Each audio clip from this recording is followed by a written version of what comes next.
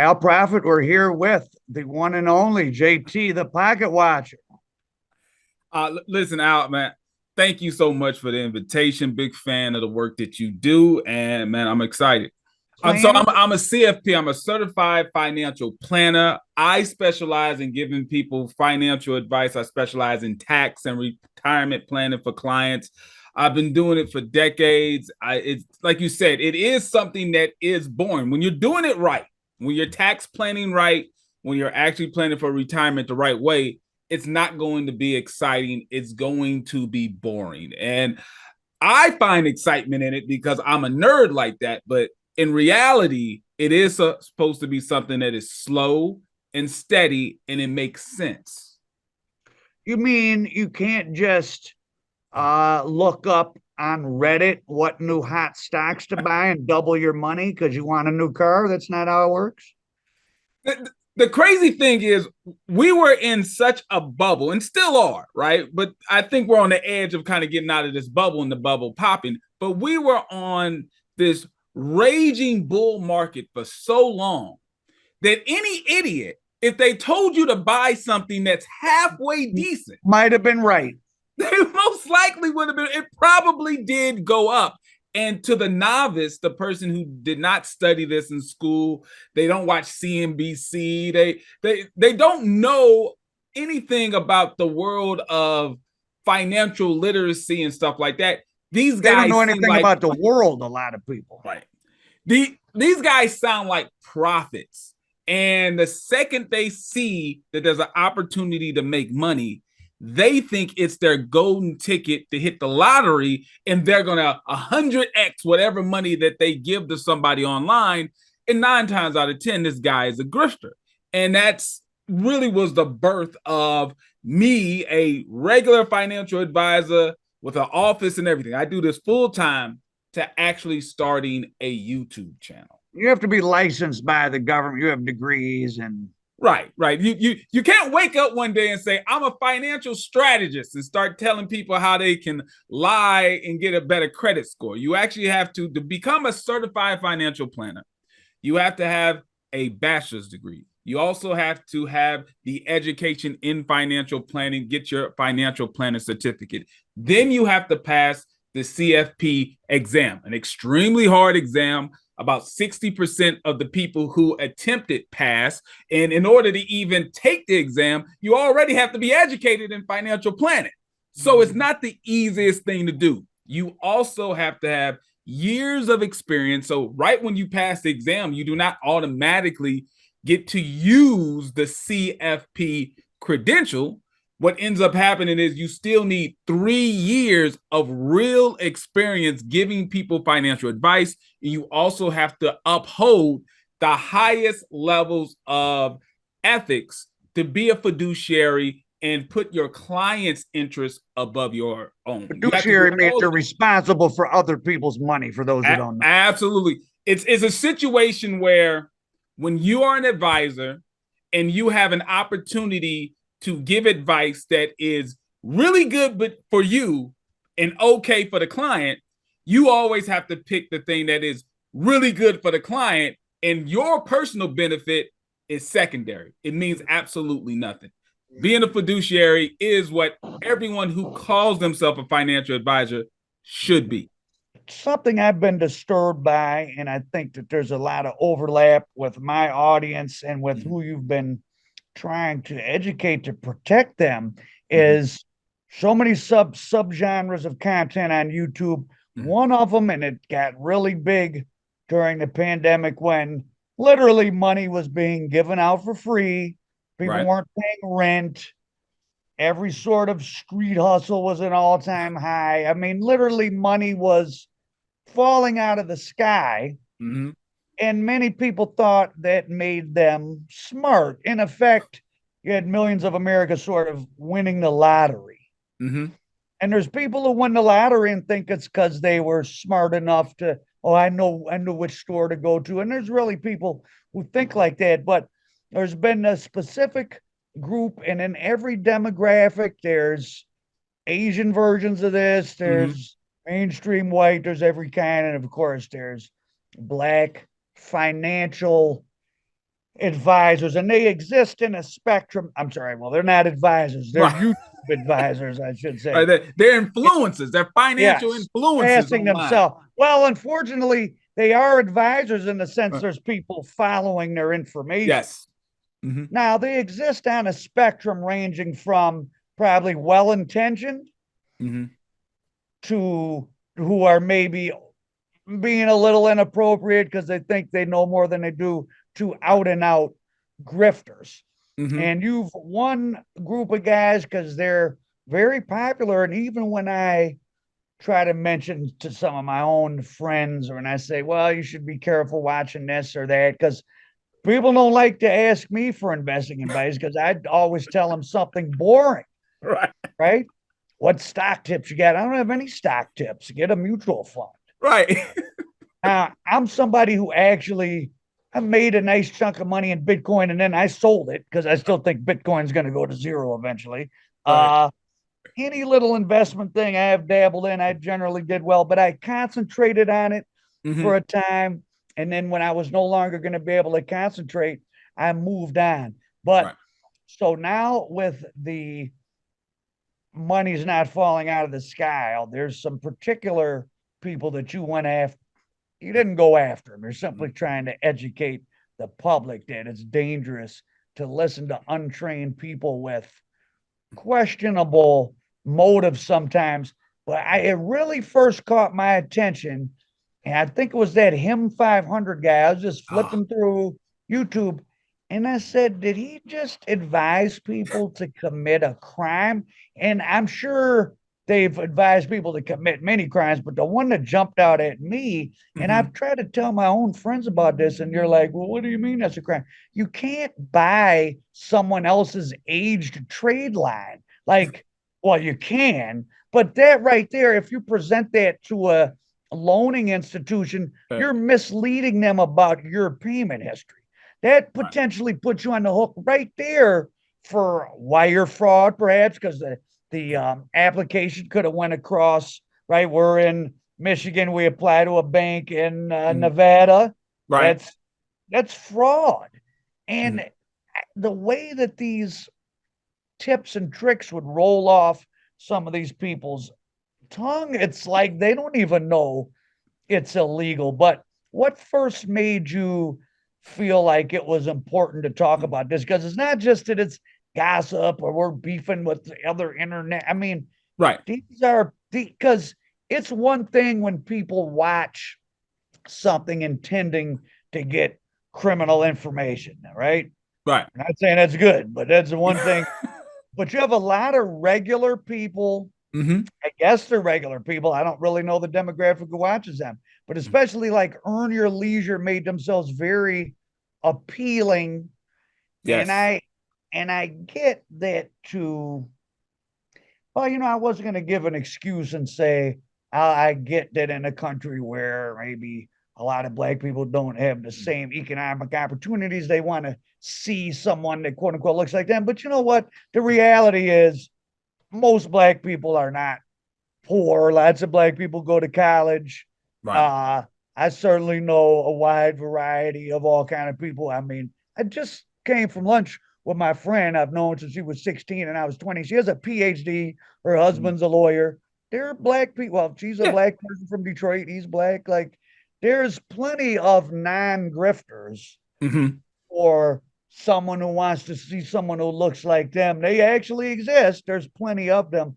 Mm-hmm. What is so appealing about Earn Your Leisure? And then there's ones that are really like their guests. You were pointing out that all Mm-hmm. their top viewed videos, that guy that passes himself off as an Ivy League.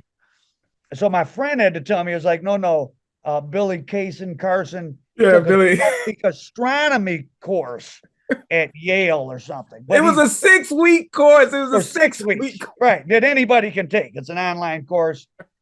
There's 19 Keys who Right.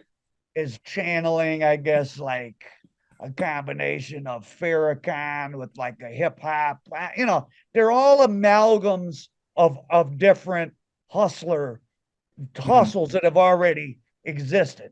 And I don't know if these guys are doing this on purpose? They know just how to fine tune for their Mhm. audience, or they just kind of lucked up into just the right combination of traits at this exact time and place to be appealing? Because I know Earn Your Leisure at one point, well, they've been popular enough. They still have seminars that people pay to Yeah, go people to go to. online.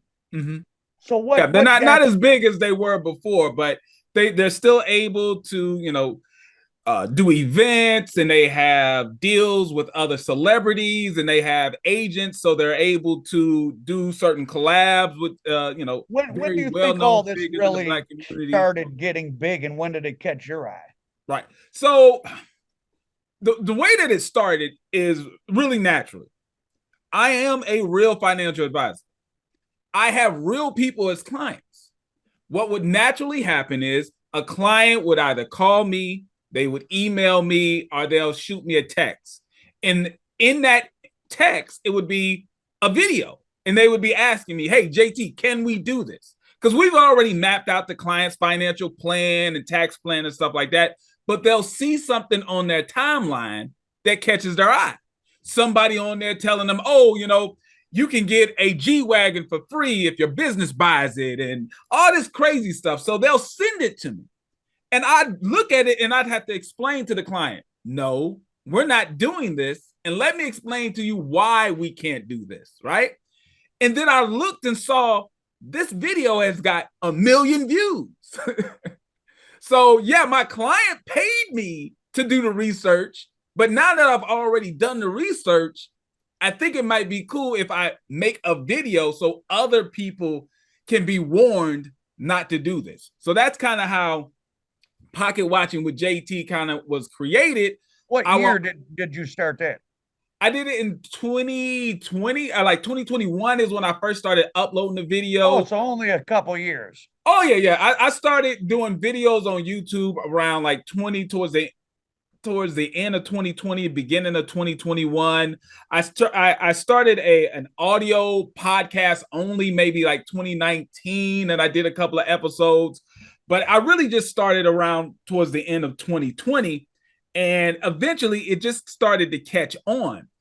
When it comes to Earn Your Leisure, because listen, they are the biggest in the space, right? They will proclaim themselves to be the biggest in the space, and I think they are the biggest in the space. And what ended up happening was one of my clients and some people that I knew on Facebook, they sent me this video of an interview that they were doing on a podcast. And they brought their whole entourage. There were everybody who's big with them was there in this interview. It was the Earn Your Leisure guys. It was Wall Street Trapper. It was Him 500. They were all in this interview together. And like towards the end of the interview, Him 500 grabs the microphone and he proceeds to teach people step by step of how to commit bank fraud. What was the specific stuff he was telling them to do? Yeah. This was bank fraud based on going to a specific bank. He said, go Navy to Federal. Navy Federal Credit Union. Yes, sir. Go to Navy Federal Credit Union. Tell them that you are applying for an auto loan. Go all the way to the point where you go online, you use one of those used car online websites like Car Gurus, find the car you want, get the VIN number. You're never going to buy the car. Let me be clear. You're not buying a car. You're lying to the bank that you're going to buy the car. So if you want a $100,000 loan from the bank, go online and find a car that is selling for $100,000. Get the VIN number, get the information, take it to the bank. The bank will then write you a check for the person who owns the car. With the expecting that they would have collateral to seize from you if you don't pay.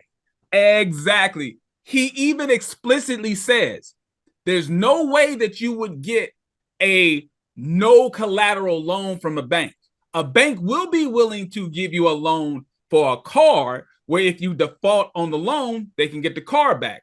But they will not give you a operating cash loan where if you default on the loan, there's nothing to seize, there's nothing to take, right?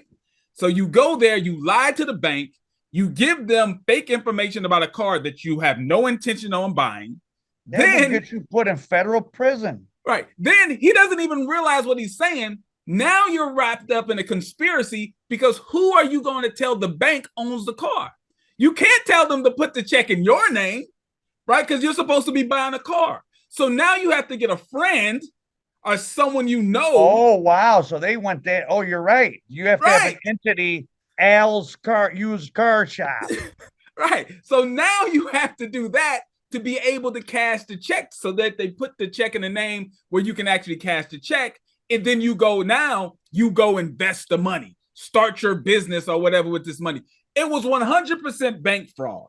The thing that blew my mind is this. I honestly believe that the guys who started Earn Your Leisure, the name is Troy and Rashad. I honestly believe when they started their podcast, they did it with good intentions. Me too. Right. I think they started it with good intentions. The issue is they started it during a time when people were locked in their homes. They were craving for content. This financial content was interesting to them, and they blew up very fast. The issue with that is, too, the world of selling financial information in a course was blowing up at the same time. So all the people who were around them, like him 500, Wall Street Trapper, the whole crew that they hung around with, they sell courses. They sell online courses. They don't even realize they're in a room full of people who are supposed to be financial experts. No one spoke up. Well, no one said this guy is telling people how to commit bank fraud. Not only did they not say anything, they did not know. They did not know at all, because not only did they not speak up and say something's wrong, they cheered him on.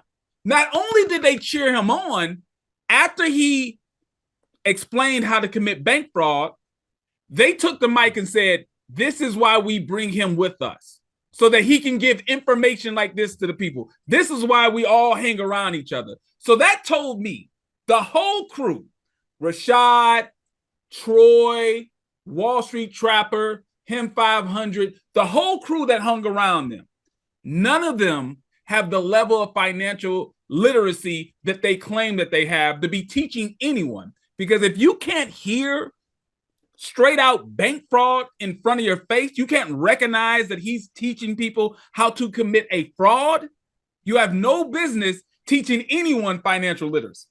So that's interesting. I've been thinking about the psychological underpinnings of how different, so much scamming and defrauding that's kind of been grown into like a huge component of the criminal underworld. I mean, if you're not scamming or lying to somebody for money at this point, you're kind of behind the curve, right? In some capacity, whether it's men posing as women and typing on OnlyFans to unsuspecting men, to stuff like this, to PPP loans, which people got in their own name and are now, you see, every week someone's having to go through time. People's many millions of Americans' tax returns will be garnished and levied for years. But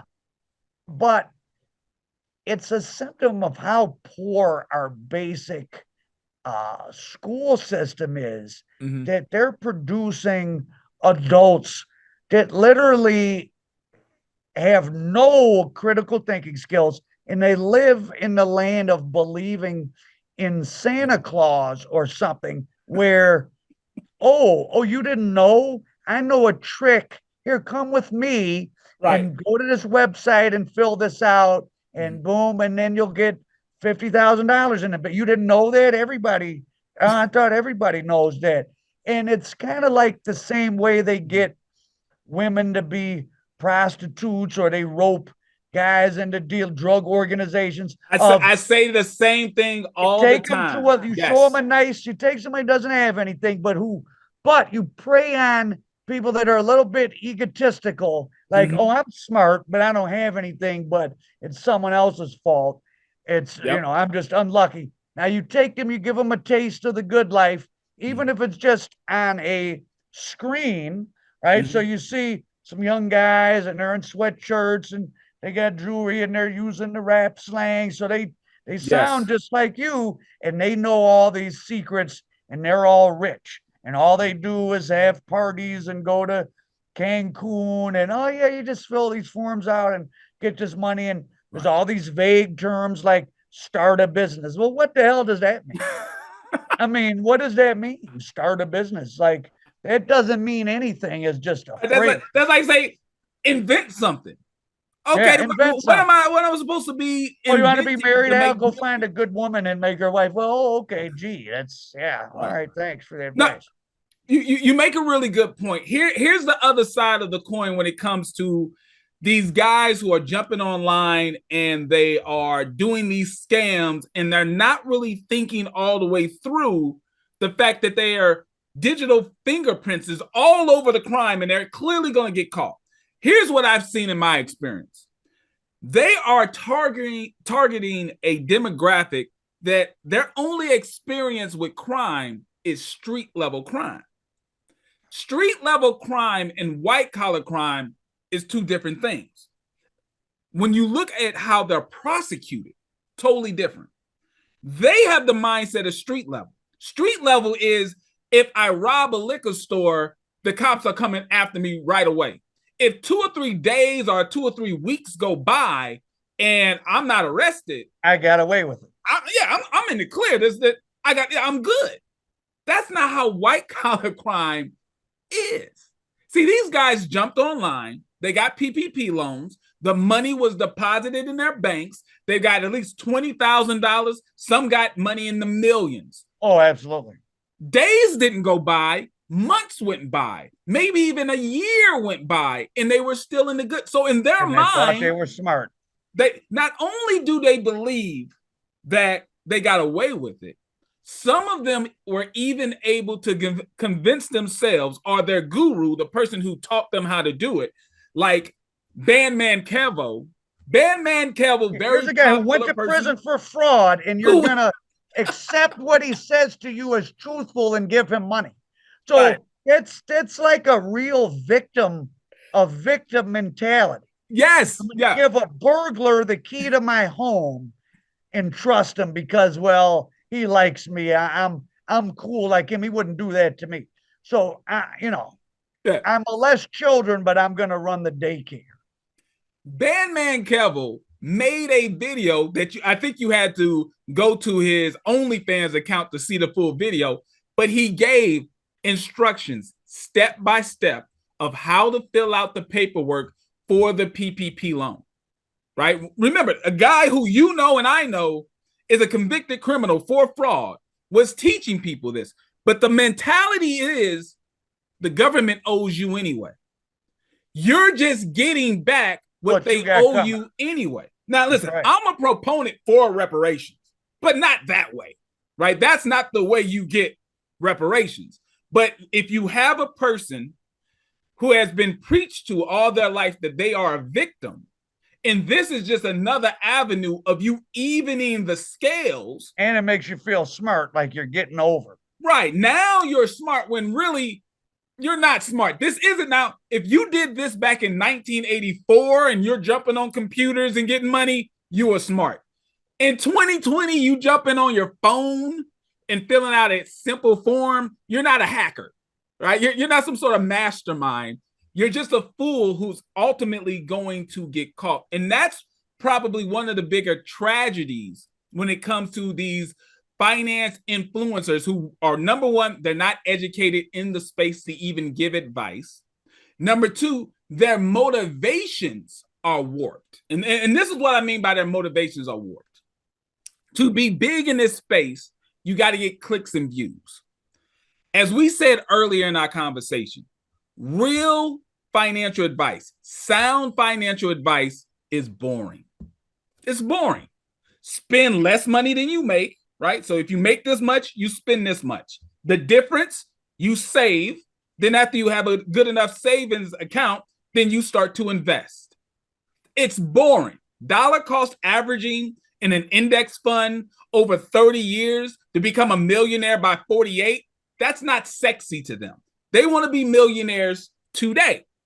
The problem with these finance influencers are they recognize that type of talk will not get you clicks and views. What will get you clicks and views? Oh, teaching someone how to commit bankruptcy fraud, teaching someone how to commit credit card fraud. Oh, I didn't watch that episode. What? They had a female. Was she a lawyer or no? She wasn't. No, she calls herself the student loan doctor. She is not an attorney. I know exactly who you're talking about. This woman called. She. I mean, and then they make spurious, ridiculous claim. Oh, I'll credit repair. Right. I'll clean your credit. You cannot. I had a friend who did credit repair, and I know what he in the end he had to commit identity. He had to go to the only way you can do it. You got to go to the police and lie. Yep. Identity fraud happened. Right. And he got away with it. I mean, whatever. But you're committing. Here's the thing. I'm not a proponent of crime, but I'm going to be honest with you. I think very few street criminals are even watching this type of stuff because they might not know this stuff, but they know money's not free. Right. I'm not about the casual person within the culture. Yeah, well, they think that they're enamored of the idea of, oh, I'm going to do something street, but they're not really doing crimes now, but they're also not people who went and got educated. So they're in this in the middle. They're in limbo, right? Yeah, they're kind of nothing. That is good to be a criminal, but they have no conception of, they think life is a trick. That like, being an actual criminal is not a trick either. Like being a drug dealer is a very boring. You got to answer the phone. Oh, I know this guy only wants to spend $17. You got to get up and go get the $17 because he won't call you when he has $1,700. So these are people that don't even want to do that. Right. So they certainly, they bounce from job to job. Because listen, nowadays you could be a high school dropout. If you went and worked at Dollar General and you actually worked hard, they would put you on the register. People bounce around those jobs so much. If you stayed at one for 3-4 years, you'd be the assistant manager, the manager. There's people managing all these stores making 6 figures. Some of them are high school dropouts simply because they show up and they go to work and they don't have a problem with some authority within the workplace. But there's this whole slew of Americans now that they don't want to be told anything real. They want to be told what they want to hear, what confirms their pre-existing notions, one of which is that secretly they're great and they're smart, just it's not reflected in their life yet. Right. And they get offended. I mean, even like I said, people are my friends. I'm like, I don't care what you do, but you're not doing business. That's fraud filling that out. Or who's going to give you a $200,000? Oh, don't worry about it. Okay. And there's all kind of mills around the country where you pay a fee. You give them your social security number and, okay, we'll get you 60,000, but we keep 12,000 of it and give you 48. And, and some of a lot of the people I knew that was getting involved that they didn't really know it was a crime, which I found to be pretty shocking. Like, are they that out of it that they think that all the people in the world that have something, it's none of us work? It's like sometimes I'll be talking to people about stuff, and not that I have to always be right, but I did. You too. We took undergraduate. What do you have to take? 35 classes. Took another 20 some classes in grad school. Like 55 times I got a course syllabus and I had to complete assignments for 3 months, and I got almost all A's every time. So that counts for something. College is not a party where you pay your tuition and you get a diploma. Like, many Americans that plays are susceptible to scams. That plays into that lack of experience, because that's exactly what happens with these online courses. These online courses that these guys are selling, and they're bought one selling once a for long time ago, and I yeah, made him give me my money back because it was nothing. It wasn't a course. right. It's just a bunch of videos and maybe some handouts, but it's not as if you're actually being tested on your ability to retain the information and to be able to apply the information. As soon as they get your credit card, they're happy, right? They get your credit card and they wait that period long enough where if you try to dispute that, you're not going to win your dispute, they don't care anymore. But a person who never went through real education beyond high school, and I'm a proponent of education as far as trade school, junior college, university, you Absolutely. have to get advanced training, however it is. But there are people who Doesn't have to be they don't college, but know. something. It's a complex Right. world. You should be training your critical thinking skills in some way. Right. They don't understand that part. And once again, if you have a population who have a victim mentality, if you go to them and you tell them, I've got the secret that the world has been hiding from you, all you have to do is buy my course, buy my mentorship. And then here's the phrase that I hate. Here's the thing that gets them every time. Because some of these people will recognize and they say, I don't know if what you're telling me to do is legit, or I don't know if what you're telling me to do is legal. 99% of the time, they will say, this is how white folks did it. And that's all they need to know. I didn't want to be the one to say it, but that's a phrase, or them white folks been doing this for years. For years, right? And then that's all they need to hear. There's an element. See, that's the beauty of a con man. They're going to take an element of the truth. Yep. I mean, certainly, some white people have been, doing certain things. So there's an element of truth to that, but that doesn't have anything to do with specifically Bandman Kevo, right, or him 500 telling you to go buy an age trade line and pass it off as your own. Right. Doesn't have anything to do with that. Or the lady that we were talking about before, who is not an attorney in no way, shape, form, or fashion. She calls herself the student loan doctor, and she went from podcast to podcast advocating for people to commit bankruptcy fraud, right? Get a business loan, use the business loan to pay off your student loan, then make the business file for bankruptcy. Like, she doesn't even know what she's talking about. She's never been a part of the process of a bankruptcy. She doesn't understand that there's an opportunity for your creditors to come in on that meeting. The corporate veil. Right. And see, well, what's going on? What did you use that money for? You use that money. Like, they'll understand these things and you'll be trapped up. And so explain that to my audience real quick. What's piercing the corporate veil? Okay, so piercing the corporate veil happens when you have a business. You go and get an LLC. Let's say you get an LLC. When you form a limited liability company, many people think limited liability corporation. That's not what it is. It's a limited liability company. That company on the state level for civil litigation, that company is separate from its owners. Meaning, if the company gets sued for $1 million, and that company only has $100,000 in its bank account, but you have $10 million in your personal bank account, it stops with the business. That is the separation between the business and you. That's why your liability is limited to the company. But here's the problem. If in actual function, you and the business are really the same thing, meaning you're paying your personal expenses out of the business account. You're doing all of these things out of the business account.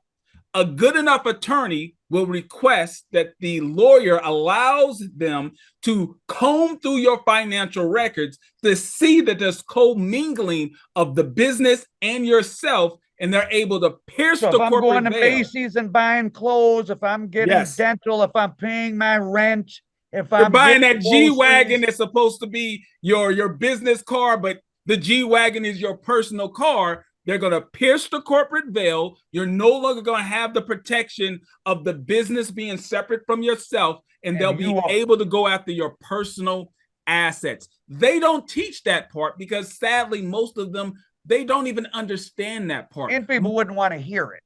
Yeah. Most of these guys who sell courses, They didn't even come up with the course themselves. They bought a course from a guy. And let me talk about the sentence to the funnel real quick. Well, yeah, there was an earlier wave of like, this is how it goes. First, the white suburbanites get preyed on because they're the biggest group of people in the country. Exactly. And then you have subpopulations. Yes. Someone will take and make one for the Vietnamese community. Yes. Someone makes one for the black community. Someone makes it for the Mexicans. Yes. But most of them are just, they took what some white slime bag in the 80s did. In the 90s. Yes, exactly. Hip hop it up. Yes. Listen, I'm a student of financial frauds. I love watching this stuff. What we see today, what we see with Him 500, Earn Your Leisure, Wall Street Trapper, all these guys, what we see, their salesmanship, the way that they bring people into their sales funnel is what was done in the 90s, but it wasn't a webinar. It was an infomercial that aired after midnight. That's right. And they were being a lot of those guys ended up, or a certain amount of them ended up going to prison.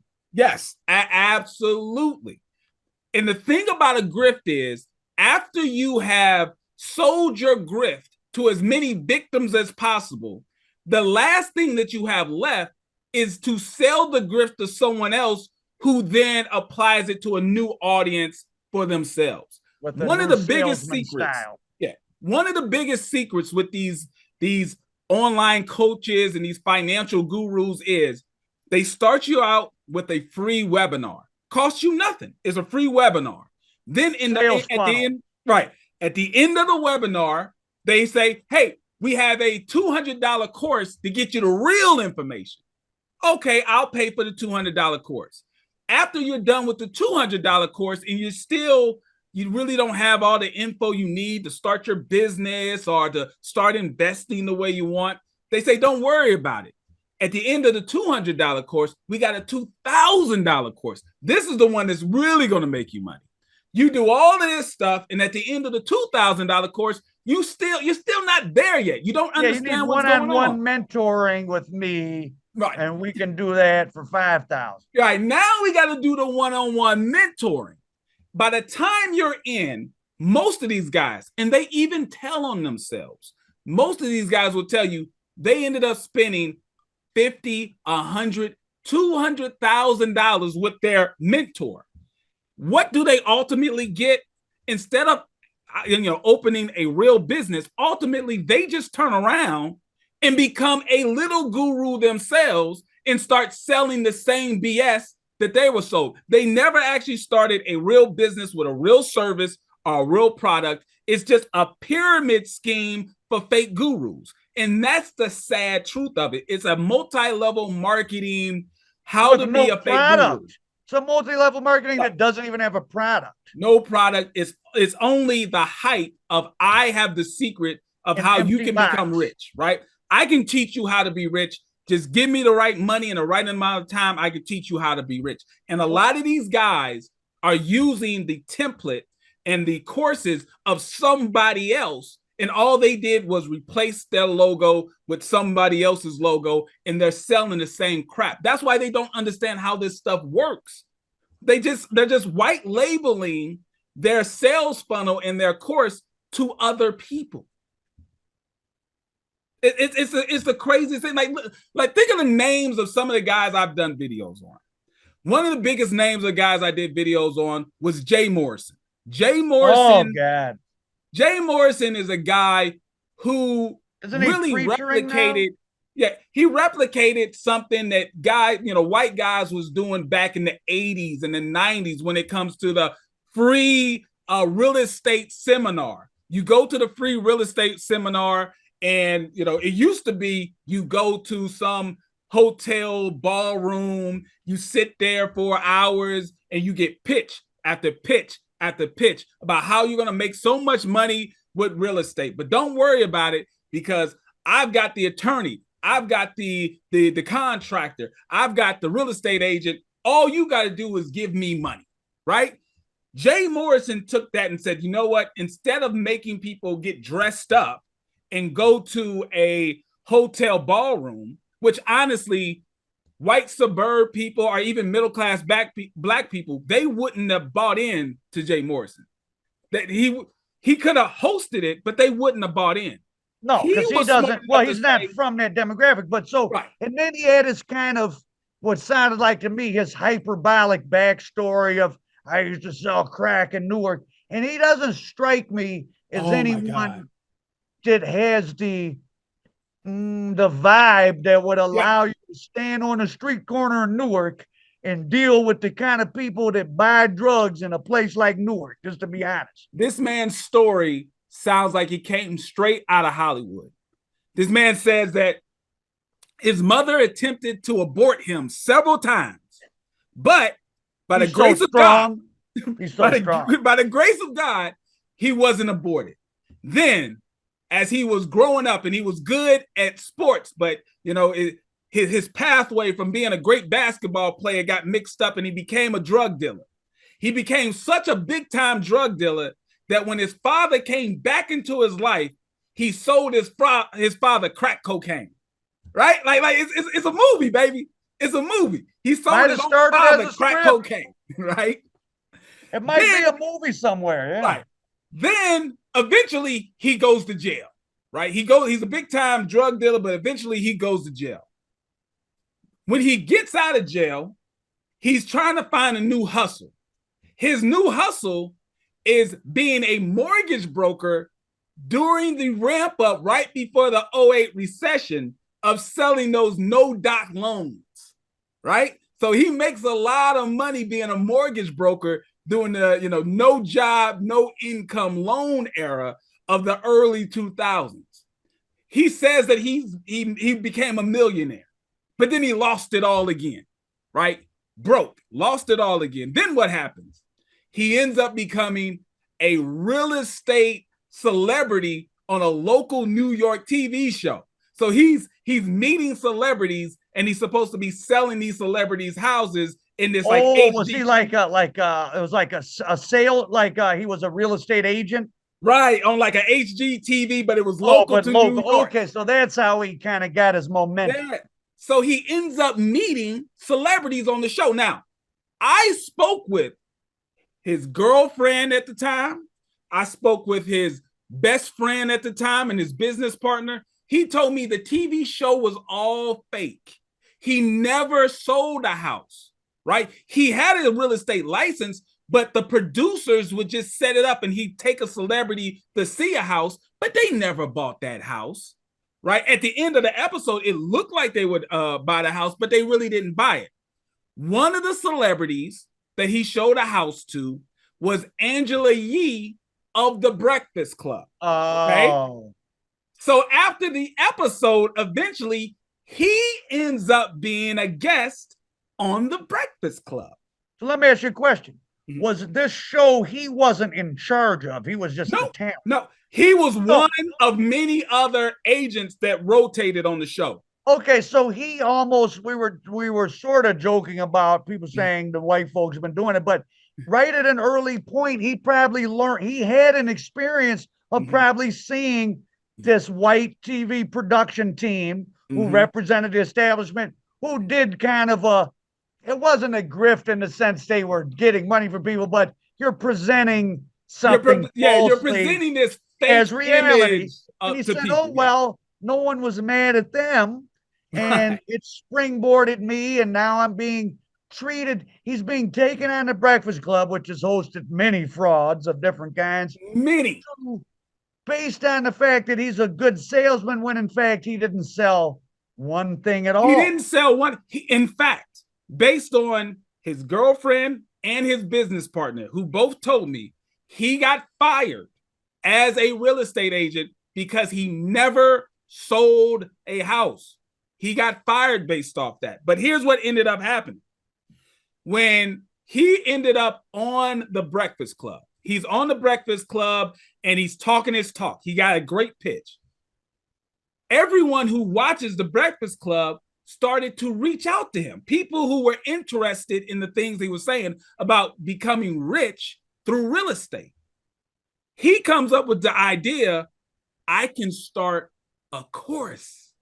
An online course to be their coach. And really, that's a blueprint that many of these other guys followed.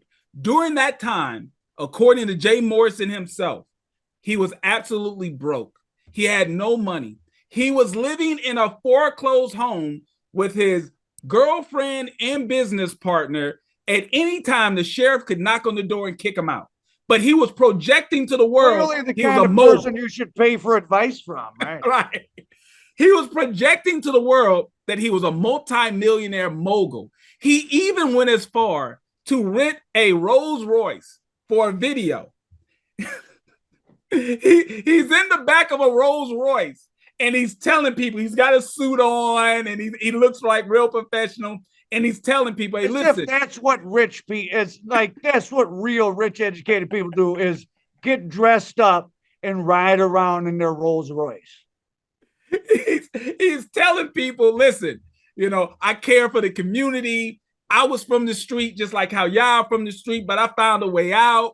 Real estate is how you can level your way up. You know, he yells at the screen, he says, wake up! He doesn't speak like he was from any street I ever been to, but let me grab my Gatorade, hold on, and then I want to ask you something kind of philosophical. All right, all right. Might I ask where you're from? Yeah, I'm from the Midwest, St. Louis, Missouri. Oh, okay. Are you from St. Louis or suburb? Yeah, born and raised in the city of St. Louis, yes. You seem like you probably came from a decent family background, or not upscale. I am 100% working people though. I'm 100% blessed to come from a mother and a father who were married the entire time of my childhood, still married, you know, and be in a position in middle class. I was able to go to good schools. They preached education and values. Now, listen, I got in trouble as a kid like any other kid, but I had opportunity. Your parents, they worked. They weren't. Oh, no. My father owned. They were really what would be probably considered working class. Yeah. But for poor people, working class seems like upper middle class. Yeah. My father owned a scrap metal recycling company and stuff like that. So it's like, yeah, it's hard work, right? It's real work. And he was able to provide for his family. And he was a great example of, to me, what a man is and what a man is not. A man is not someone who's always looking for shortcuts and fears a hard day's work, right? You can always work smarter, right? He always taught me how to work smarter. But you're going to have to work hard first and foremost. Right. Someone who's afraid to work hard is someone that's going to steal from you because they believe that they deserve stuff that they have not earned. And that's the mentality that has to be destroyed. That's the mentality of why people get sucked up into these scams, because they believe they deserve something that they have not put the work in to actually earn. So when somebody comes in with some sort of shortcut, some sort of a play, however they describe they it.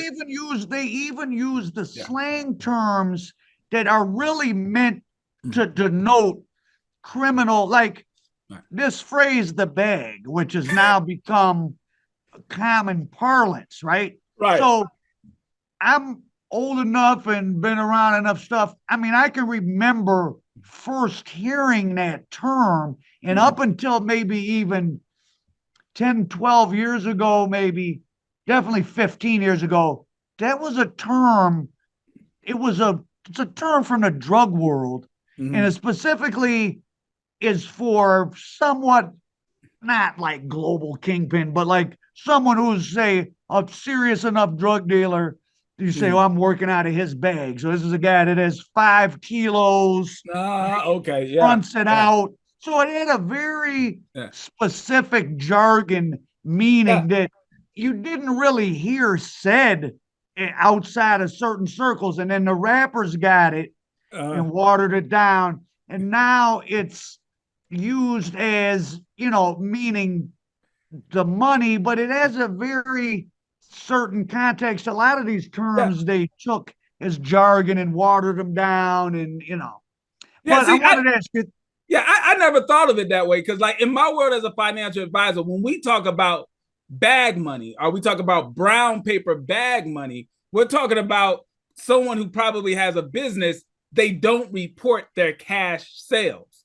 They'll report the credit cards because you have to, right? Someone pays you with a credit card, you get a 1099, you have to report that. But they would have bag money, the money Off that the they're books, getting yeah. from their customers, that they will not report to the IRS because you can't trace it. So that when I heard bag money, I always thought of, oh, this was the money that you're hiding from the IRS, the money that they can't tax because it's not being reported.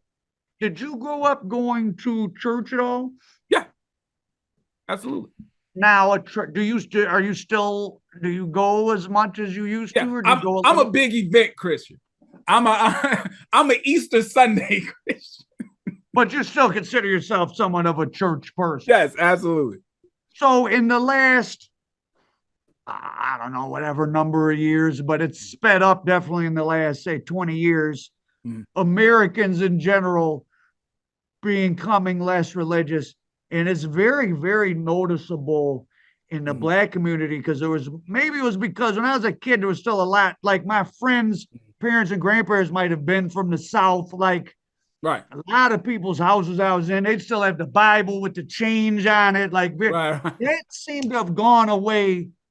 I mean, overnight, like nobody talks or goes to church anymore, except if you're looking to get into, and I'm not trying to be funny, Right. but the times I've seen a black church event or been taken into one, it seemed like a gay mingling social.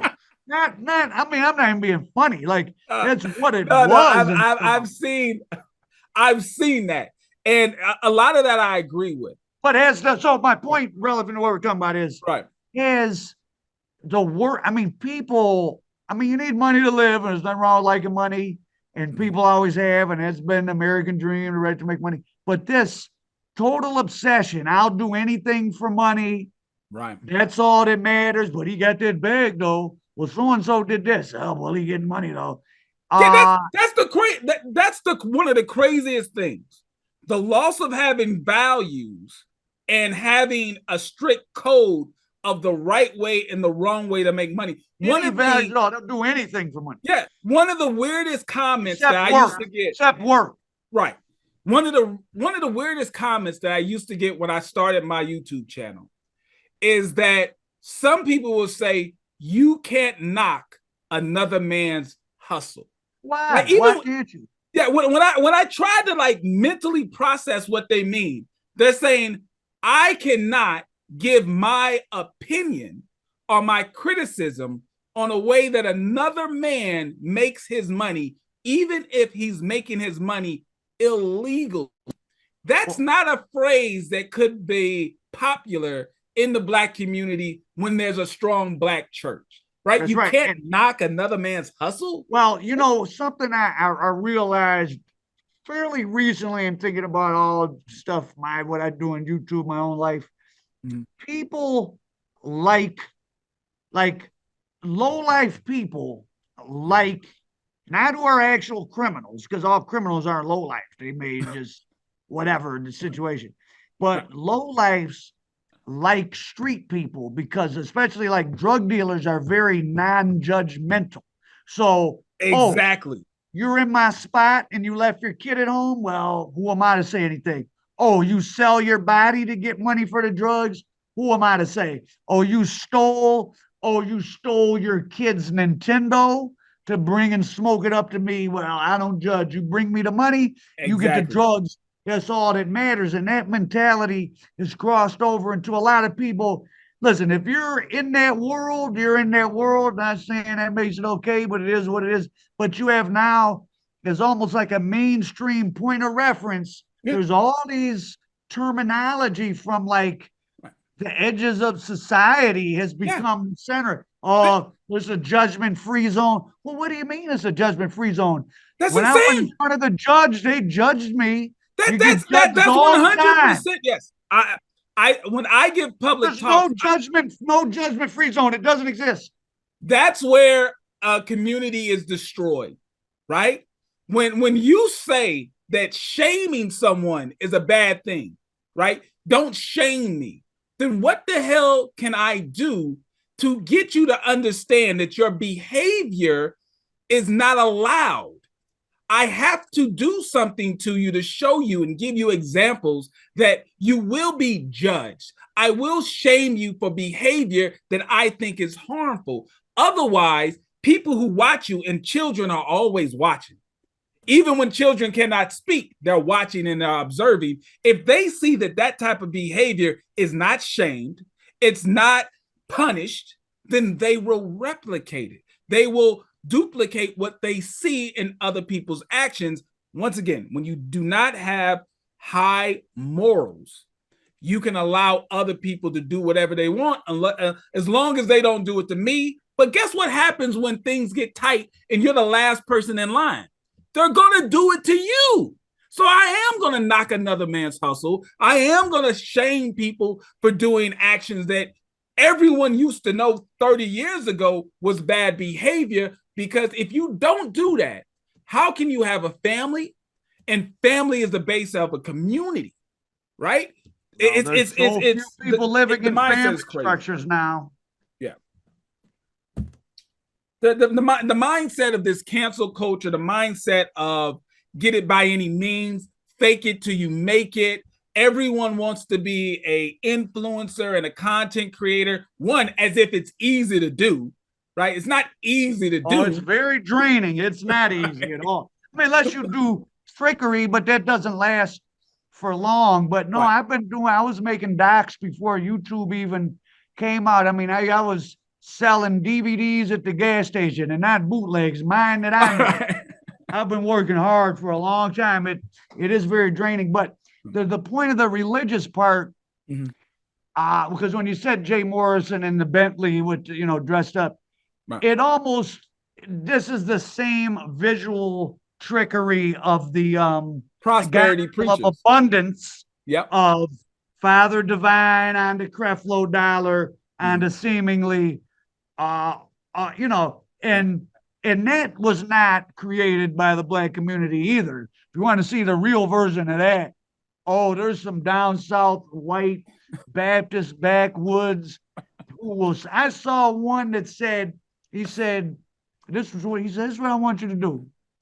You make a contract with God. You say, God, I'm going to tithe my money to Reverend Bradley this year. And in return, I want a new Cadillac. Now, God don't break no contracts. So if you make a verbal contract with God saying you're going to donate $300 a month to the church and I want a new Cadillac, you certainly will get it because God doesn't break contracts. That's but you could only say that to someone who's a very underdeveloped human being who's not had the opportunity to get any education or critical thinking at all. And the authority that person has over them. The critical thinking kind of goes out the window. Oh, you're right. When you give other people your agency, right? When you give that person that authority, that's why a lot of these scammers are able to do what they do. It's affinity fraud, right? When you have affinity fraud, you have a particular scammer whose victims are a part of the community that they identify with. And when you identify with the scammer, you are not going to be as critical, right? If I was to go to India and I start trying to sell bad products, I probably wouldn't make it a week because they would be so critical of me because I'm other, right? I'm something different from what they know. They're going to actually look at my bad products and test them out before they walk away, and they're going to realize it's junk. But if I go to a Black community, being a Black person, and I dress in a way that makes them feel comfortable, they're going to go home and put it on the shelf and put it underneath the Christmas tree a couple of weeks later, and they won't know that I sold them crap until it's too late because they gave away their agency because of their affinity, their closeness to me. They believe I'm looking out for their best interest because I'm one of them. And that's where these financial scammers and schemers and grifters are able to get over because they are targeting their own community that wants to believe in them. That's the problem. It is increasingly falling behind. I just saw Bureau of Labor Statistics put out, black to white income ratio is now fallen back to the level it was in 1950. So it had caught up a little bit, not Right. that much, but somewhat in the 70s and 80s. It's fallen Yeah. back down. So Yeah. and the economy is getting more and more complex. I mean, if you didn't get some special training, whether you got a trade, and skilled tradesmen make a lot of money, that would really be the thing to go into now Right. in college. But and this telling people the college is stupid, and just giving unending bad information. Right. Um, And they always have something to trade out. That's the problem, right? They'll say college is for suckers, right? College is a scam. You go to school, you get all this student loan debt, you come out and you don't get a job. Why would you ever want to do that? College is a scam. So they put that in you. What's the solution? Buy my course. buy my $100 course. Right. That by the end of it, you end up spending college tuition money on this fake guru. Even at the end of their course, you don't get a diploma, you don't get a certificate, you have nothing that you can put on a resume that makes you marketable in the job field. All you have is a guy who walked away with your money, who never made money doing what he's teaching you. The only way that they make money is by selling the course. That's the shame of it. They will switch out anything that's in your mind that you see as an obstacle, and they always have the solution. It doesn't matter what it is, right? I normally say that there's three things that people will pay for no matter what if you put them in the right position: wealth, health, and love. If you have a person that is deep in desire for wealth, a scammer can get them with a financial scam. You have a person who's deep in need of good health, someone who has cancer, something that's incurable.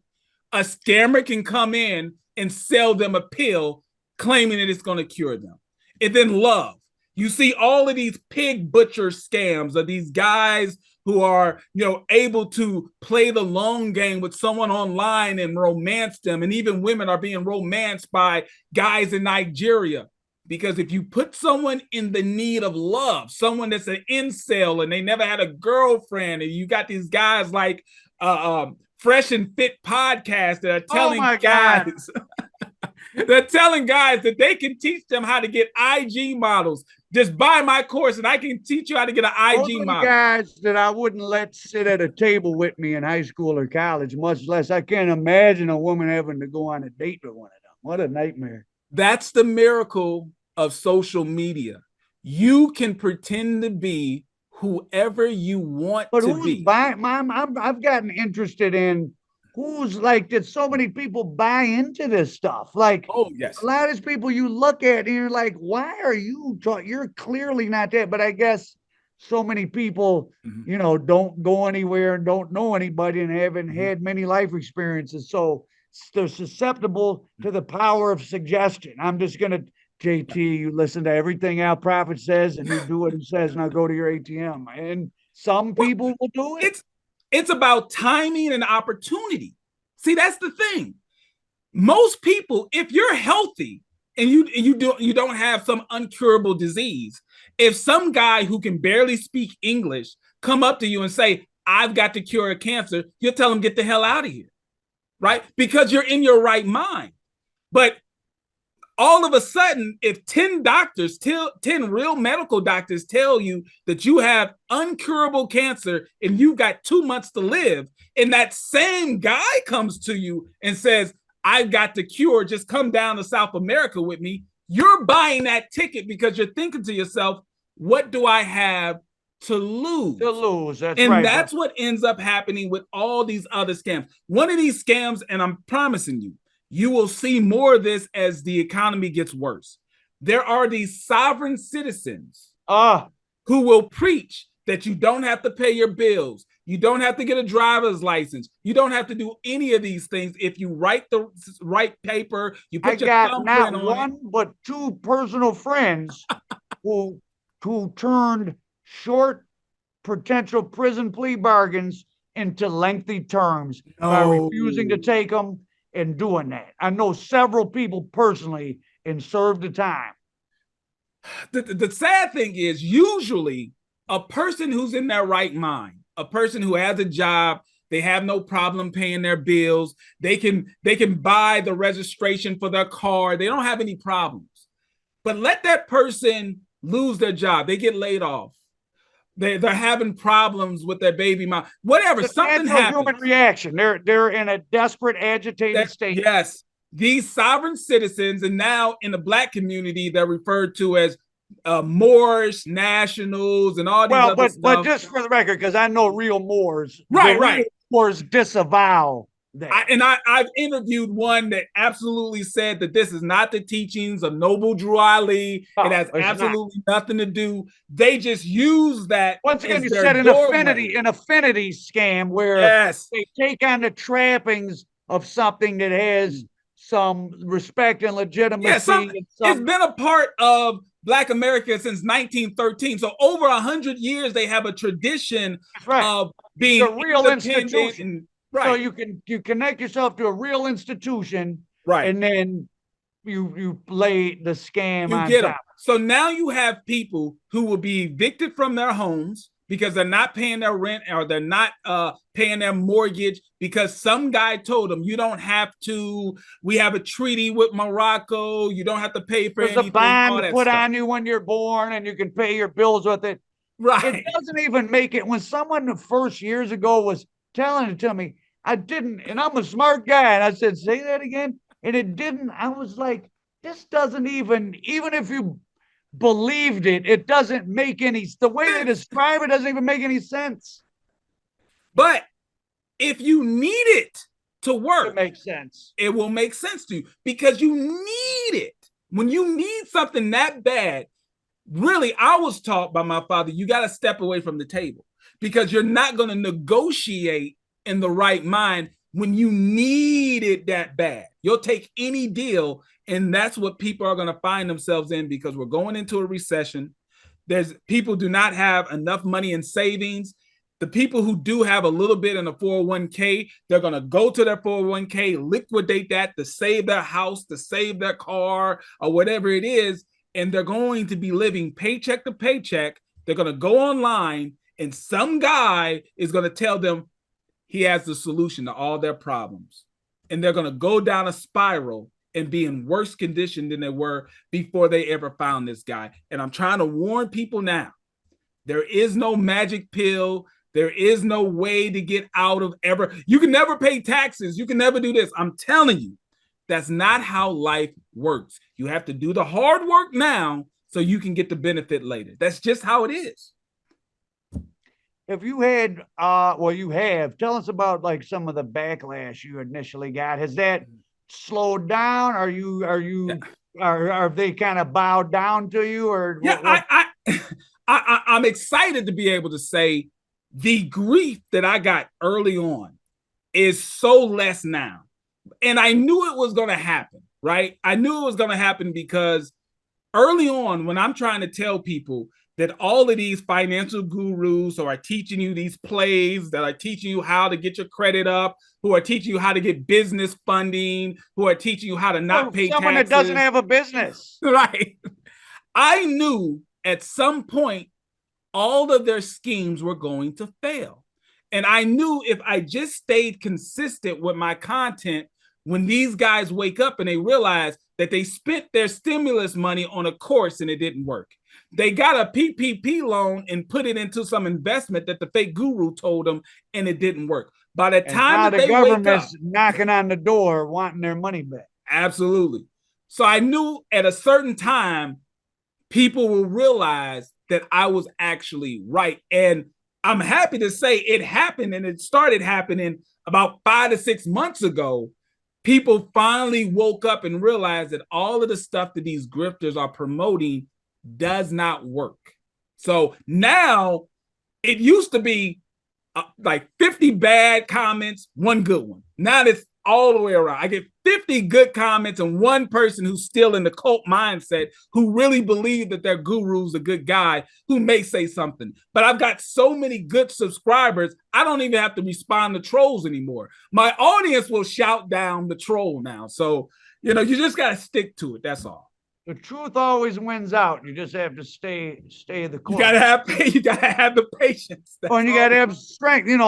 That's part of being, I guess, I would say a man, just a good, competent adult.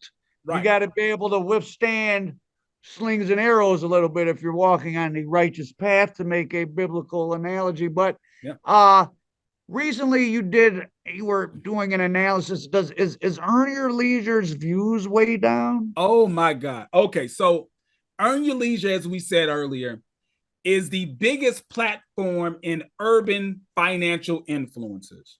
They have over 1.5 million subscribers. They used to get millions and millions and millions of views on their channel in the early days, over the past 3 to 4 years. But slowly, as information started to get out, channels like myself that actually reviews the information that comes from that platform, and we're able to debunk the very bad financial advice that these clowns are giving from that platform. Now, today, they have 1.5 million subscribers, but their videos get on average less than 13,000 views. What do they even make? It seems like they try to do market analysis. Like what are they talking about these days? Oh my God. The biggest thing that they do is Market Mondays. Market Mondays is their attempt to do a live stream giving financial tips and advice about investing.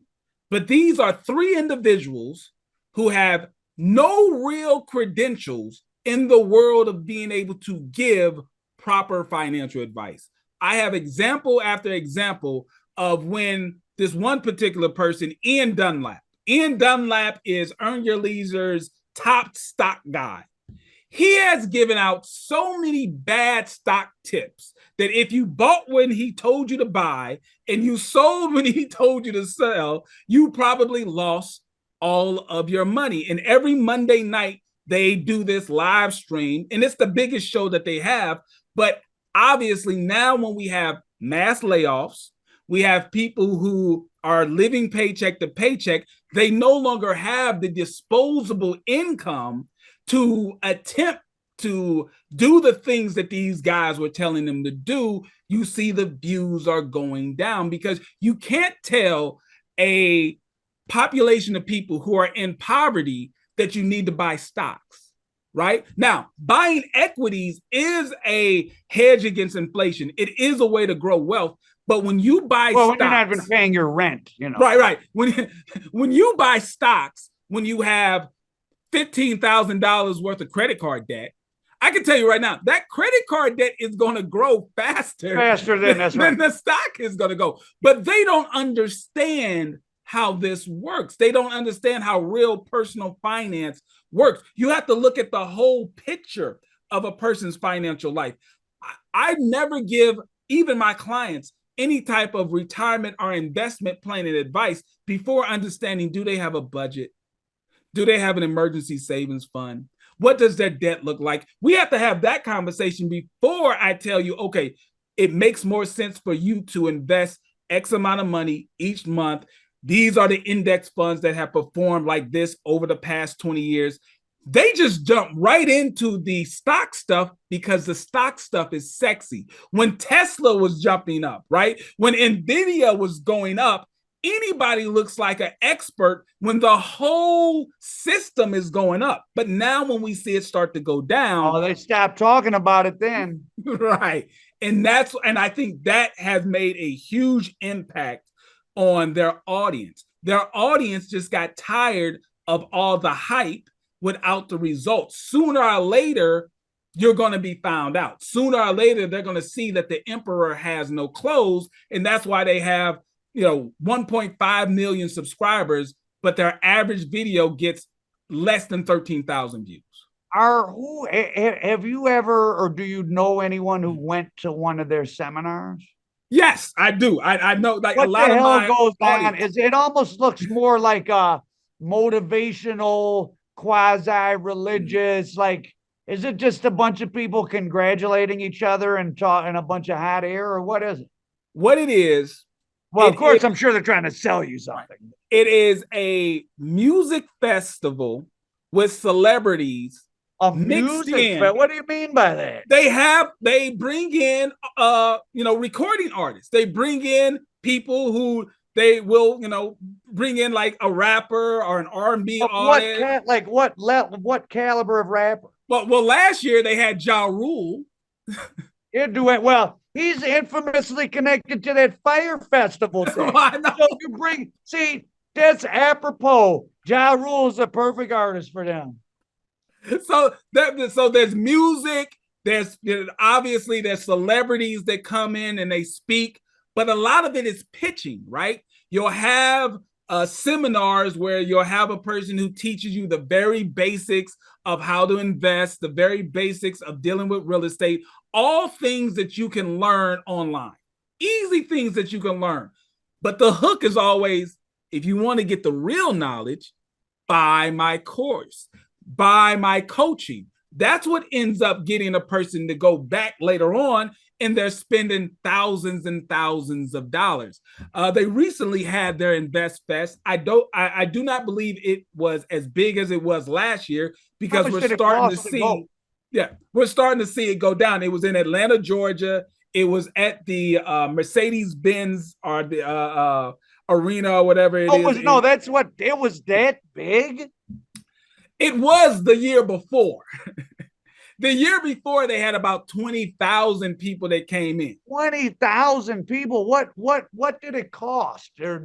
I think the regular ticket general admission was around $250, but most people were, upsold to get the VIP tickets that are $1,000, $5,000. One is $10,000. What, do you get to meet Ja Rule and sit in his lap or something? I mean, that's really the pool, because they'll tell you it's really a networking event. It's your opportunity to rub elbows with celebrities, and maybe you'll get a contract to sell your maybe you can sell your credit repair, right? You can sell your credit repair course to ex-NFL players. Whatever it is, ultimately, it's not an event that they project it to be, because it's not something that is shrinking the wealth gap in America. It's just another opportunity to take people who are aspirational, right? I think that's a good term. They named the Mercedes-Benz. I mean, that is the main Atlanta Falcons play there. Wow. A lot of people who are in their sales funnel are aspirational people. These are people who have dreams of operating big businesses and becoming multimillionaires. And, they were told that their skill set of being a street corner drug salesman will actually translate to being a real estate mogul. Do you think that's who's watching them? Because I'm telling you, I think it's a mix. It's a mixture. From what I've seen, you have street some corner people, drug salesmen are on the corner selling, and also they're still, it's an illegal job, but they have a job, so they understand that there's not something. Not the guys who actually do it.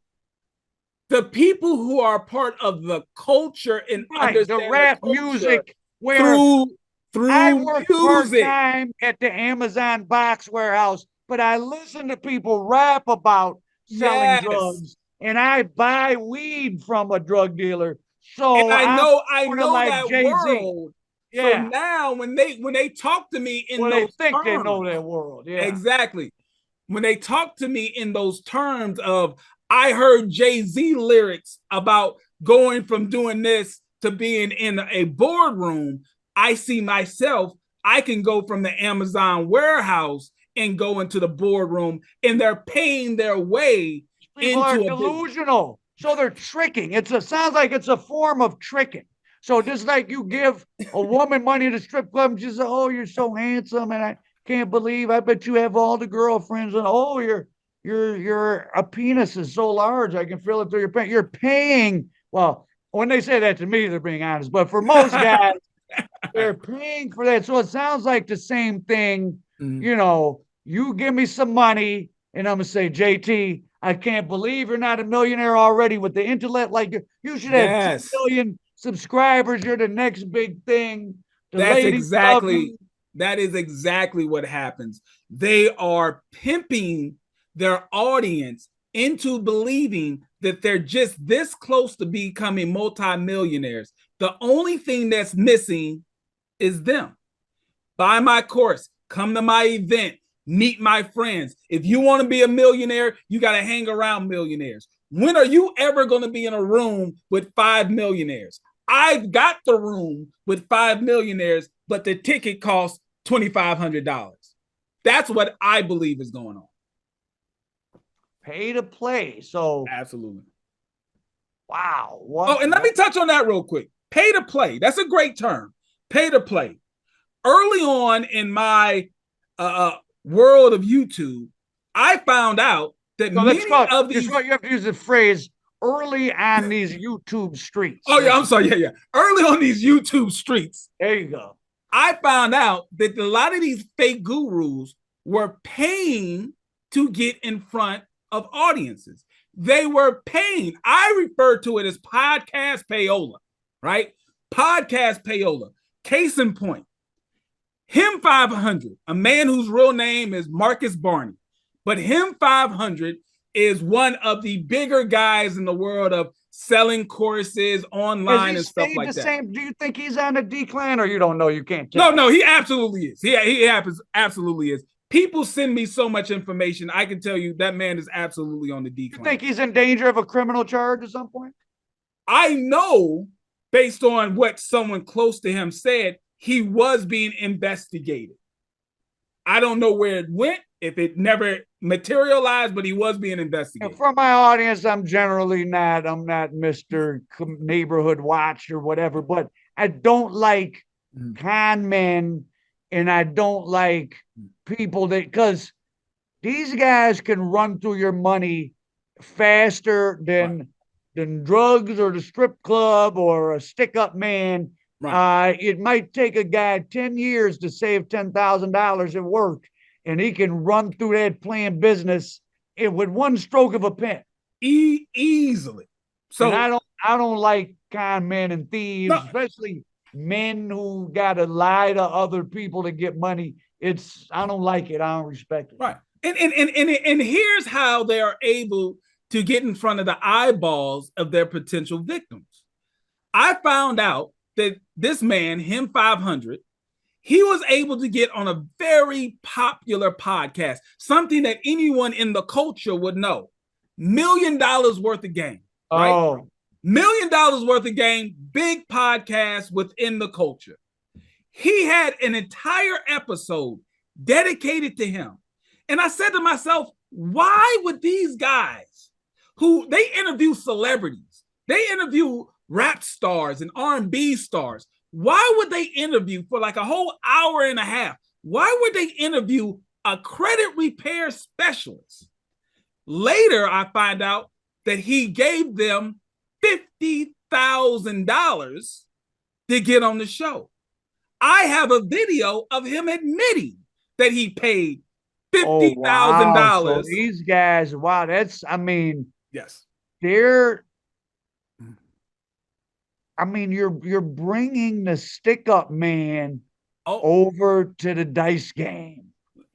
If I could send you the video of Gilly, so those of you who don't know $1 million worth of game, it's Gilly the Kid, a rapper, a famous ghostwriter for many rappers. According to him. Right, and Wallow. If I could show you the introduction that they gave this man, you would believe that him 500 was Warren Buffett. They promoted this man, like before he even got to speak.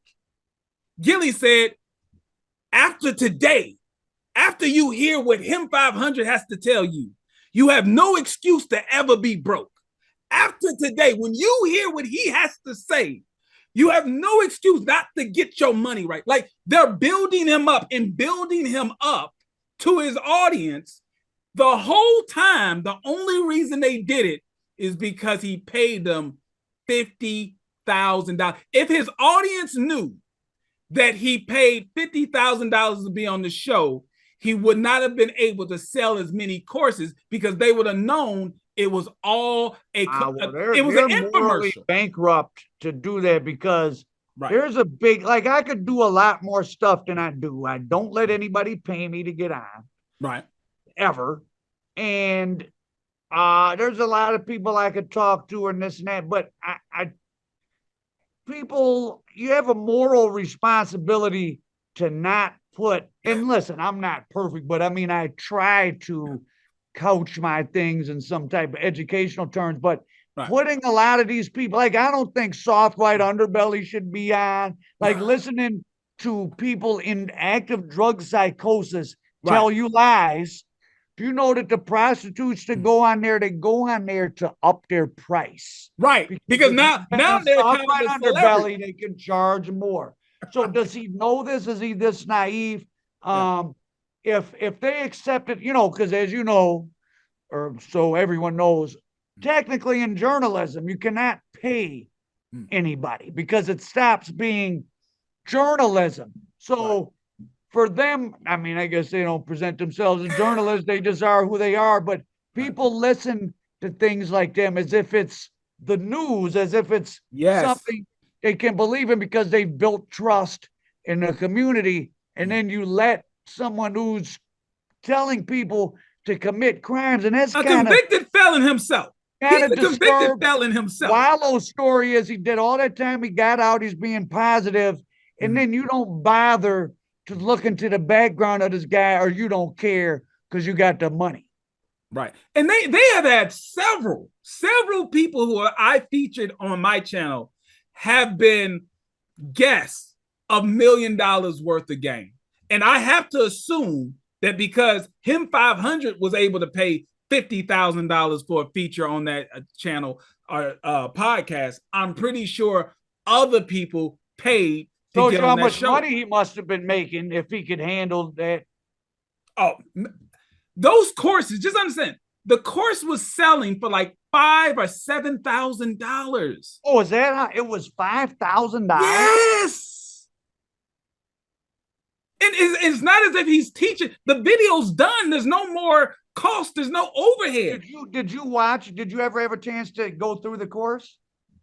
Someone did. They gave me their code to the course, and I actually have a video of him 500. He's teaching the course on how to get a high limit on your credit card. That's what you pay $5,000 for? Well, there's a bunch of other stuff, how to fix your credit, but guess what the secret is to getting a high limit on your credit card? Spend a lot and pay it off? Tell the credit card company that you have a higher income? Tell them you make $250,000 a month and your expenses are $2,000 or zero. No, I'm sorry. $250,000 a year and your expenses are only $2,000 or zero. Basically just lie. But here's the kicker. He told his students, you can't do this with American Express because American Express is going to ask for your tax return. And when they see that you lied, they'll bring your limit down. So he knows that he's teaching people to commit fraud. It's mind-blowing, but once again, this is coming from a person, he is a convicted criminal. He's a convicted criminal based on what, he's a fraudster? He was working at a Sprint store. Okay. Stole phones? He stole iPhones from a Sprint store. This is based on the news report. He's working at a Sprint store and he ordered a bunch of iPhones. But instead of having the iPhones come to the store, he had the iPhones go to some other building that he was associated with, somebody's house that he was associated with. That's how he got caught. Because when the store realized the iPhones didn't show up, all they had to do was track where the shipment went, and it led them straight to him 500. He's a convicted criminal teaching people how to do better in finance. Well, that's funny. That's such a simple and dumb sounding crime, but you mentioned Wolf of Wall Street earlier, and I want people to know something about that guy. Jordan Belfort was not on Wall Street, and he was not doing any complex financial crimes. They were just lying to old people in Right. small towns. What Jordan Belfort's thing was, this was back when it was, you really couldn't buy stock except through a broker, right? You broker. didn't have E-Trade. You couldn't go on your phone. You had to use a broker. So they had phone banks in a boiler room that wasn't on Wall Street. That was probably on Long Island somewhere. And you would call and say, hey, investment opportunity, blah, blah, oil's going to go up. And you'd get someone to agree to buy shares of Exxon for $50 a share when they were only cost 35 and you pocketed the 15. It was just fraud. It wasn't even a complicated one. It was just salesmen running through infinite cold calling to catch someone in a certain mental state or dumb or whatever, and that's it. So Jordan Belfort didn't do any complex financial crimes. He wasn't even smart. Sounds like him 500. None of these guys are even particularly smart because the stuff is not elaborate. No, it's simple, but they're salesmen. They don't give up, and they know they get in front of enough people. They know their audience. Right. They know the audience. They know who to pitch to, because if they were to pitch to an audience that had any type of familiarity with finance, they would be stopped at the door. They go to the most vulnerable population that will see them as someone who's a part of the clique, affinity fraud, and they're able to get them every time. That's the sad part, because when I see these guys, I know it's BS. I know that these guys have no idea what they're talking about. They have no financial expertise whatsoever. But if you have someone who's 48 years old, who's been working for the post office for the last 15 years, but they don't have enough money that they think they need to retire, and this is going to make them go from just barely making it to becoming maybe a millionaire, they're going to liquidate their 401k or their TSP or whatever account that they have and give it to this grifter because they don't see another way out that's not going to take a long period of time. Because once again, no one wants to be a 50-year-old millionaire. They all want to be 28, 23-year-old millionaires. That's the problem. I remember when Russell Simmons put out that Rush card, which is, do you remember that? Yes, I remember. And I remember being there's something in Detroit, as an institution, it's called the Woodward Peterborough Check Cash Express. It's been around since the 60s. It's a 24-hour check cashing. It's near downtown. Imagine the kind of crowd. Well, anybody might be in there, but you can get a wild crowd. So I was in there one day having to do something. I might have been having to buy a money order to go to probation. Some reason I was in there. And there was a couple in front of me, and it was very, because you used the word vulnerable. It was very sad. There was a couple in front of me, and they appeared to be people that probably lived their whole life at the edge of homelessness. Maybe not because of substance abuse. They just were maybe not the smartest people, born into poverty. I mean, they are the people to feel sorry for, right? Not necessarily bad people, just everybody's not as just like there's some people above average. Life is not fair. You have the haves and have-nots. And the girl, she has the money, and she's like, well, we need this for something. And the guy, and I could tell he had absorbed Russell Simmons, like, no, Russell Simmons said, we got to put the money on here to build our credit. And I didn't, now in life, I would say something to him, but at the time, I had my own problems. But it was a debit card. Right. It's with very high fees, and overdraft fees. Yes.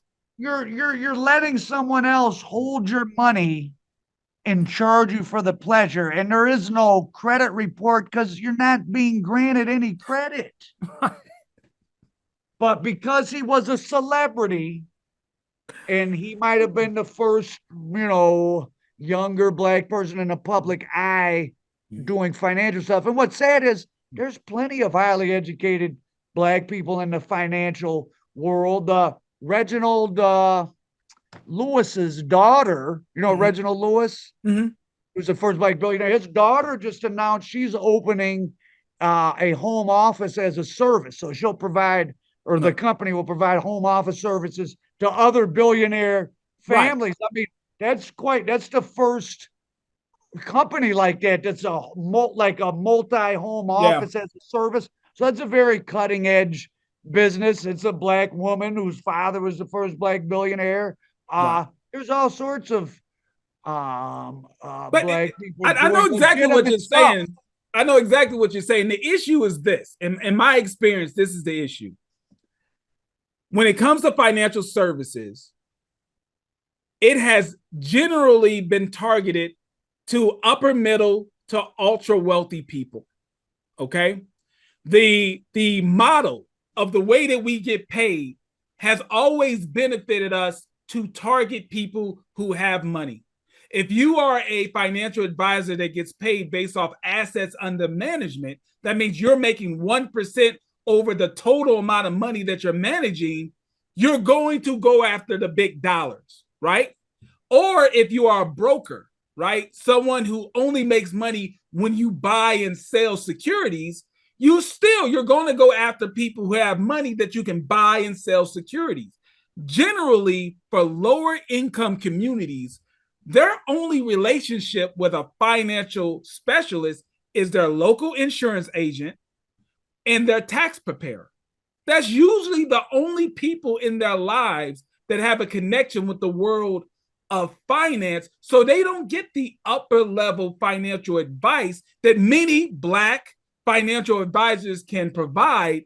But if we want to make $250,000 a year in those traditional models, you're not going to make that type of money because they have no assets for you to manage, and you're not going to be a broker doing a bunch of trades when they barely have any money to survive. That's why when I became a financial advisor, I dedicated my practice to just be an hourly fee.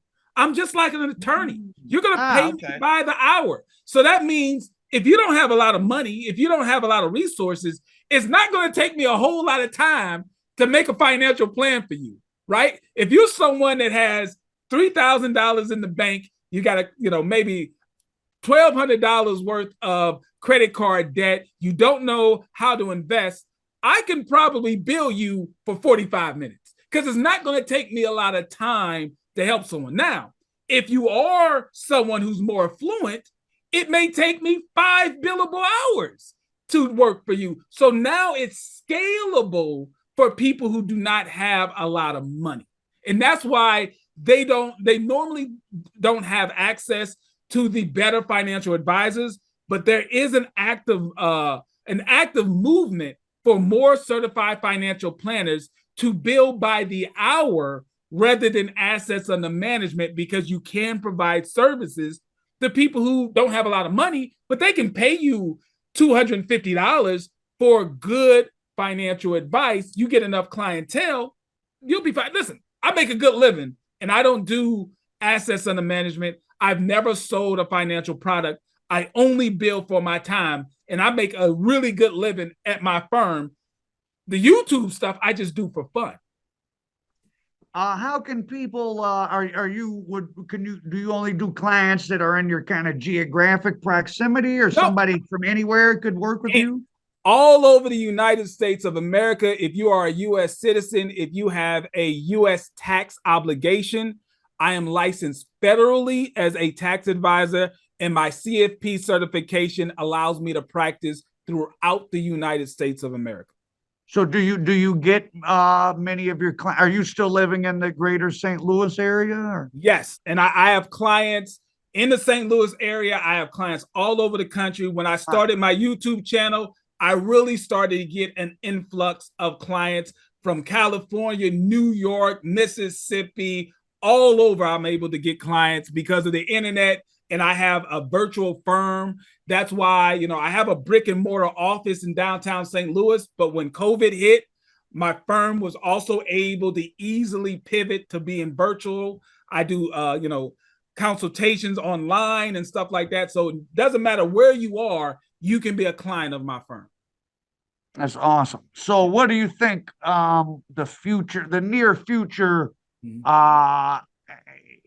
I think there was a grifting bubble because there was so many people during pandemic that never had any money. Mhm. And here, when I was in LA for most of the pandemic, I mean, and it was kind of weird watching people just go crazy. Like they Yeah. were something about Yeah.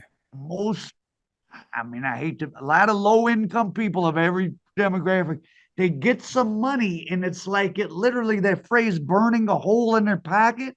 It's Mhm. like they wake up like, oh, I like Brewster's Millions. Like I gotta Yeah. get rid of Yeah. Yeah. some money I gotta today. get rid of it. We ain't Yeah. spent enough money today.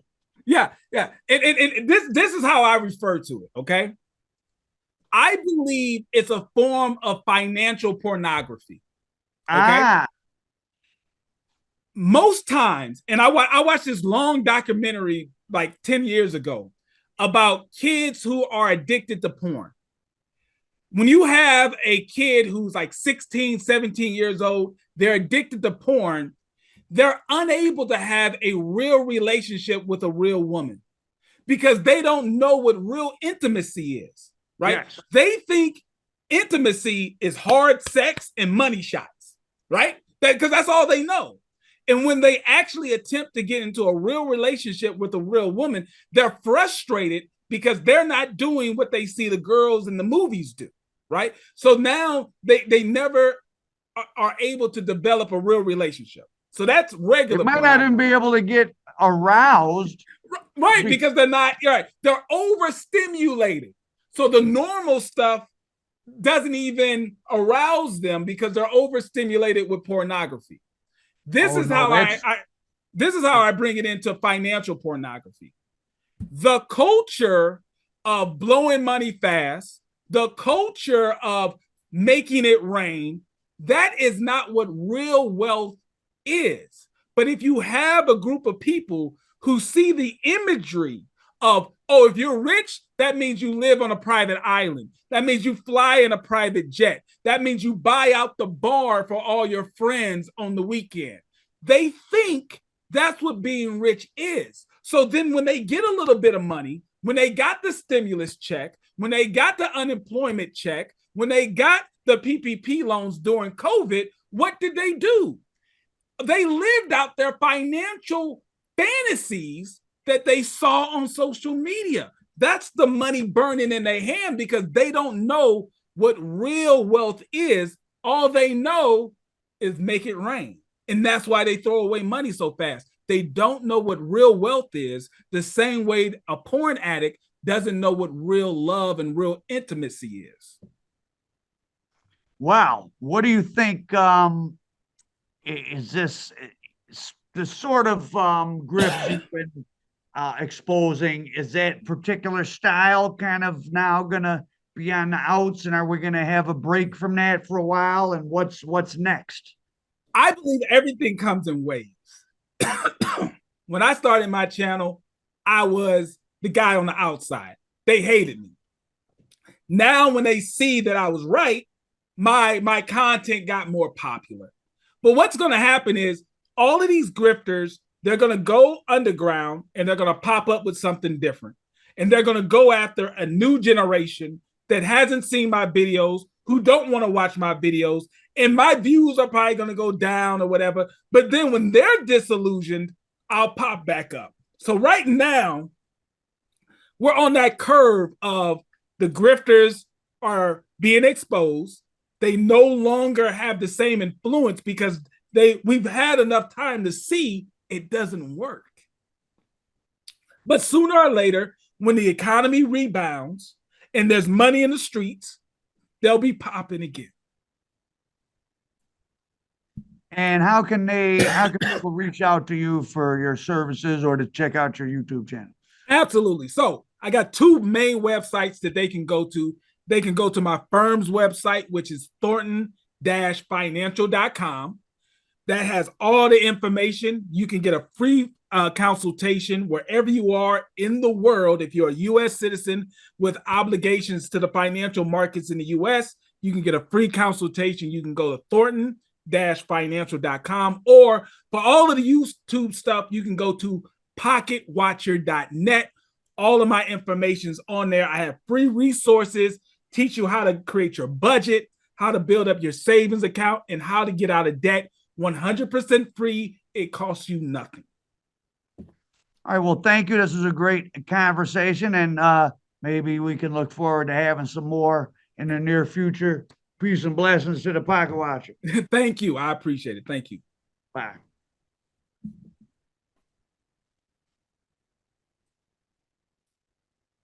All right, man. Thank you so much.